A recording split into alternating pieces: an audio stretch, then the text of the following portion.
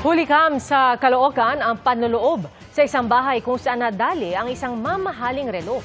At ang nanalising suspect, kapitbahay ng mga biktima. Nakatutok si Bea Pinlac.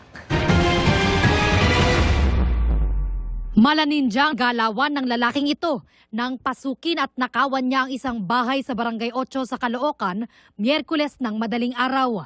Tinangay ng 28 anyos na suspect ang mga relong nakasilid sa maliit na kabinet sa itaas ng ref. Ayon sa pulisya, ang halaga ng ninakaw na relo nasa 11,000 pesos. Yung victim natin, may pagkakatulog. Then, nagising na lang siya, may narinig siyang ingay sa kitchen nila. Then, nakita niya yung suspect habang kinukuha yung relo. Sa bintana raw ng kusina dumaan ang suspect. Intact naman po daw yung pinto nila. Kung saan siya pumasok, doon din siya lumabas. Humingi naman ng tulong ang biktima sa barangay at pulisya. Napag-alaman na ang suspect, kapitbahay pala niya. Nagsabi itong victim natin na pan-interview rito sa opisina na kilalang kilala na yun kasi kapitbahay talaga nila at talamak na magnanakaw talaga doon sa lugar nila.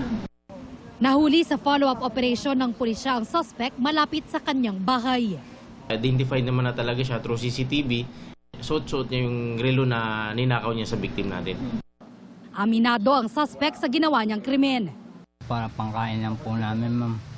Sising-sisi po ako. Sana mapatawad niyo po ako. Reklamong robbery ang isinampa laban sa suspect na nakapiit sa Sangandaan Police Station. Para sa GMA Integrated News, Bea Pinlac, nakatutok 24 oras.